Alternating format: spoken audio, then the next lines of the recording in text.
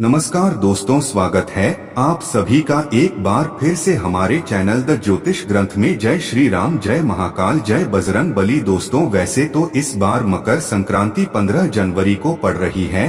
Hindu calendar के हिसाब से कई लोग कह रहे हैं कि 14 तारीख को पड़ रही है, परंतु बता दें कि कई बार मकर संक्रांति 12 और 13 को भी पड़ती है। हिंदू कैलेंडर देखें तो इस बार 15 जनवरी को पड़ रही है। इसी के साथ आपको बता दें कि मकर संक्रांति हमारे लिए बहुत ही महत्वपूर्ण है, क्योंकि मकर संक्रांति के दिन कुछ ऐसे उपाय होते हैं, यदि उनको कर लिया जाए तो हमारे जीवन की जन्म जन्मांतर की गरीबी खत्म हो जाती है। दोस्त ध्यान दीजिएगा, मकर संक्रांति के दिन माता लक्ष्मी की पूजा होती है, भगवान विष्णु की पूजा होती है, सूर्य भगवान की पूजा होती है और भगवान शनिदेव की पूजा होती है। संक्रांति के दिन पतंगे उड़ाई जाती है, क्योंकि मर्यादा पुरुषोत्तम भगवान श्री राम ने मकर संक्रांति के दिन ही पतंग उड़ाई थी। उसके पश्चात से ही यह त्योहार मनाया जाता है और पूरे देश में इस त्योहार को मनाया जाता है। हिंदू धर्म के हिसाब से भगवान विष्णु ने संपूर्ण असुरों का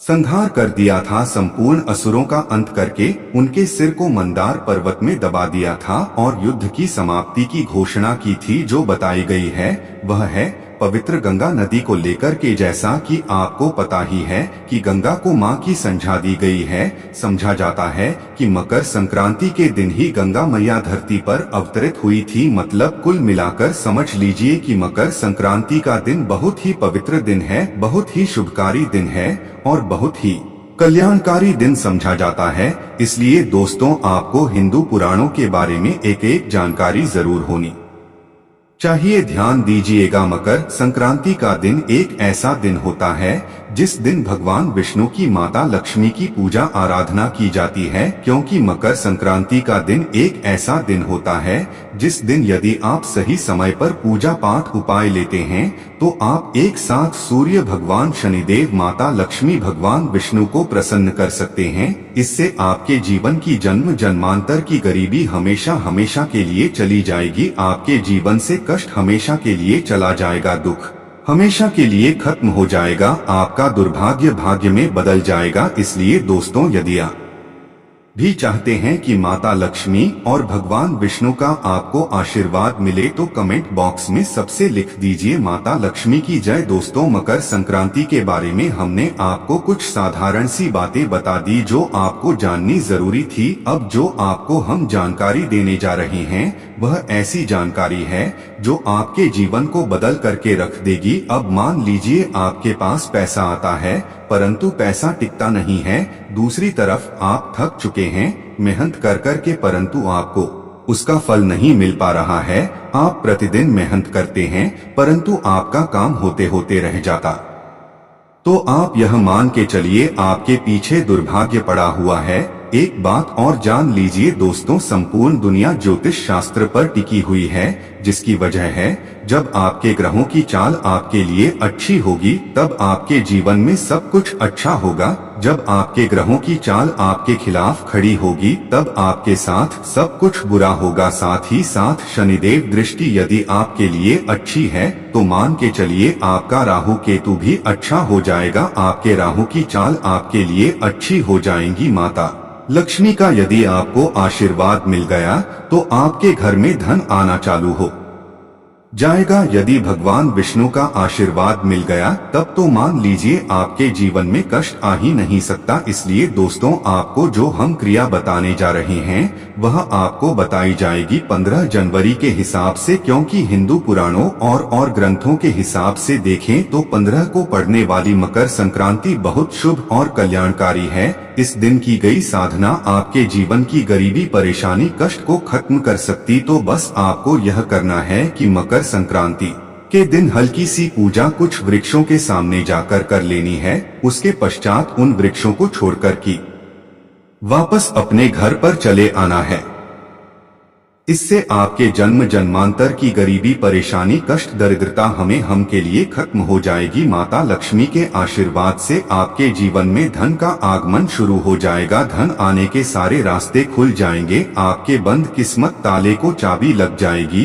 तो आपको ऐसा क्या करना चाहिए जिससे माता लक्ष्मी का आशीर्वाद मिले, भगवान विष्णु का आशीर्वाद मिले और अन्य देवी देवताओं का आशीर्वाद मिले। चलिए एक एक करके आपको बताते हैं। सबसे पहला जो पेड़ है जिसे आपको मकर संक्रांति के दिन यानी 15 जनवरी को छू करके आना है, तो वह है पीपल का पेड़। ध्यान दीजिएगा दोस्तों, पीपल का पेड़ एक ऐसा पेड़ है जिसकी यदि हल्की सी साधना की जाए तो आपको विष्णु भगवान और माता लक्ष्मी का सुबह के वक्त, बहुत ध्यान दीजिएगा दोस्तों, 15 जनवरी को सुबह के वक्त पीपल के पेड़ के पास आपको जाना है। वहां पर एक लोटा जल अर्पित करना है, उसको प्रणाम करना है, पेड़ को छूना है और अपनी मनोकामना बोल देनी है। इतना करने भर से आपको भगवान विष्णु का आशीर्वाद प्राप्त हो जाएगा। मान के चलिए आपका दुर्भाग्य जो है वह तो एक तरह से खत्म ही हो जाएगा। भगवान विष्णु के आशीर्वाद से आपको आकस्मिक धन की प्राप्ति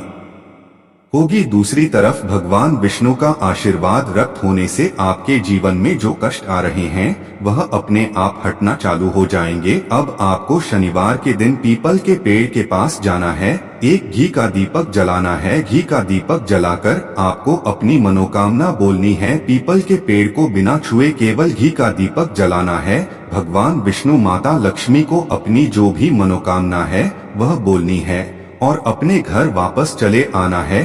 15 जनवरी मकर संक्रांति के दिन यह क्रिया करने से मान के चलिए आज कई तरीके के कष्ट खत्म हो सकते हैं। इसलिए पीपल के पेड़ के नीचे यदि यह क्रिया आप 15 जनवरी को करते हैं तो मान के चलिए आपको भगवान विष्णु और माता लक्ष्मी का आशीर्वाद प्राप्त होगा। दूसरी क्रिया जो आपको करनी है वह भगवान शंकर के लिए करनी है। दोस्तों वैसे तो शनिवार का दिन शनिदेव को समर्पित होता है, परंतु शनिदेव शंकर भगवान को अपना गुरु है। मतलब आपने यदि शंकर भगवान की हल्की सी भी पूजा कर ली, कोई साधना कर ली, मान लीजिए भगवान का भी आपको आशीर्वाद प्राप्त होगा। आपको बस एक सरल सा उपाय करना है। सुबह के वक्त आपको बेलापत्र के पेड़ के नीचे जाकर एक लोटा जल अर्पित कर देना है। 101 बार ओम नमः शिवाय मंत्र का जाप कर लेना है और घर पर वापस चले आना है।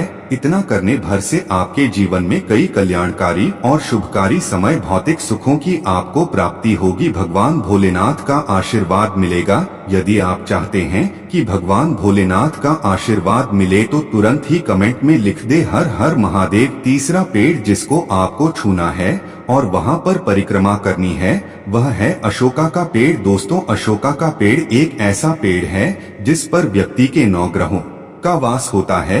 एक बात सुन लीजिए, अशोक पेड़ पर मान के चलिए कि सर्व शक्तिशाली शक्तियां वास करने आती है, जिसका मतलब यह है कि अशोका के पेड़ को आपको शनिवार के दिन जाकर के छूना है। इसकी 7 बार परिक्रमा करनी है। हो सके तो एक लोटा जल भर लीजिए। यदि आपके अंदर क्षमता है तो लोटे में पूरा दूध भर के चले जाइए। दूध कच्चा होना चाहिए, उसमें हल्दी मिला लीजिएगा और वह दूध चढ़ाने के पश्चात ही, अर्पित करने के पश्चात ही अशोक के पेड़ की 7 परिक्रमा लगानी है और वापस घर आ जाइएगा। इतना करने भर से मान के चलिए आपके नौकर आपका साथ देंगे। मान के चलिए आपके खिलाफ जो हो गए थे, आपके खिलाफ खड़े हो गए थे, वह आपका साथ देना चालू कर देंगे। आपके जीवन से परेशानियां हमेशा हमेशा के लिए चली जाएंगी। अभी तक हमने आपको वो बातें बता दोस्तों जो हिंदू पुराणों के हिसाब से है, वह जानकारी है जो आपके जीवन में बदलाव ला सकती है। इसलिए आप हमारे चैनल को आज ही सब्सक्राइब कर ले, क्योंकि हिंदू पुराणों की हर जानकारी आपको इसी चैनल पर मिल जाएगी। अब आखिरी पेड़ जो आपको छू करके आना है